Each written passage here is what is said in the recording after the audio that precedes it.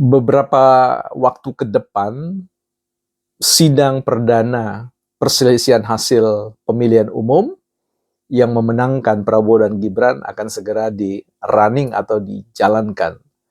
Kita perlu apresiasi langkah yang diambil oleh paslon nomor 1 dan nomor 3 yang memutuskan mengambil jalur koridor konstitusi untuk menyelesaikan perselisihan hasil pemilihan umum.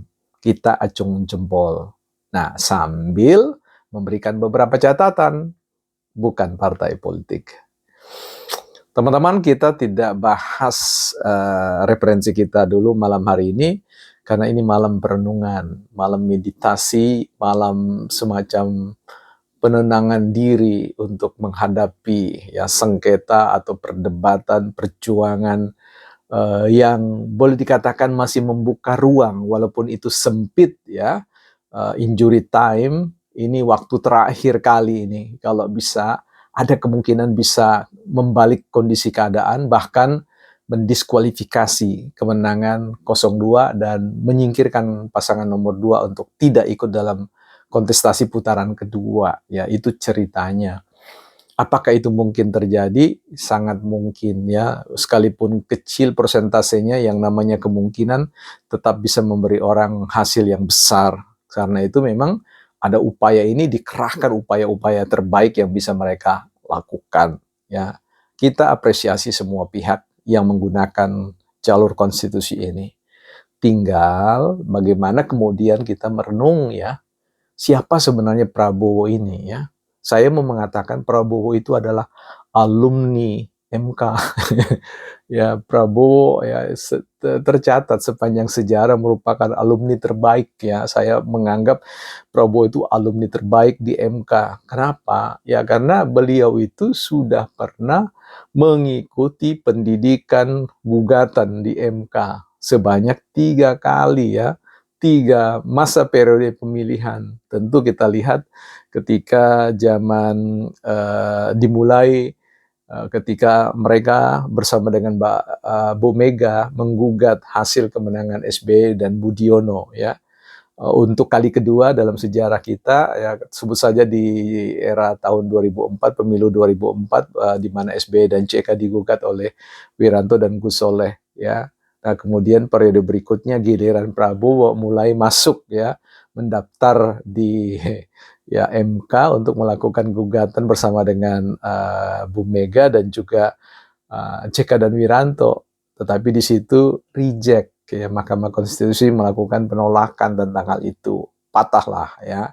Tetapi kemudian di pemilu berikutnya di tahun 2014 ya, Prabowo kembali bersama dengan Hatta melakukan gugatan itu dan hasilnya reject ya. Dan di tahun 2014 ketika 2019 Jokowi dan Kiai Ma'ruf Amin menang dalam pemilu itu, kembali Prabowo bersama Sandiaga Uno yang waktu itu luar biasa ya, mengerahkan berkontainer-kontainer bukti untuk menggugat hasil pemilu, dan jawabannya adalah reject, ditolak. Artinya apa? Artinya perlu kita apresiasi, Prabowo itu adalah alumni terbaik jebolan MK, sign quote. Artinya pernah mengalami suka dukanya, pahit manisnya perjuangan di Mahkamah Konstitusi.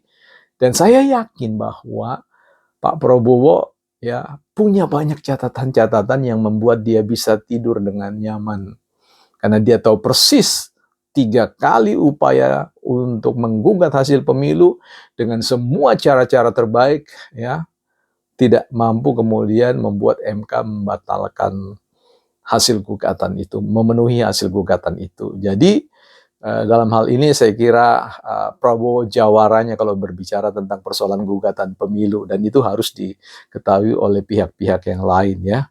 Nah, tetapi sekali lagi bahwa apakah kemudian nanti hasilnya lain, bisa jadi demikian. Tetapi kalau kita ikuti ya dinamikanya, narasinya, bahkan clue-clue atau petunjuk-petunjuk terkait dengan pembuktian yang diberikan, itu agak sulit ya, sulit sekali ya, kecuali memang ada konspirasi-konspirasi baru yang kemudian tak terbaca di level permukaan publik.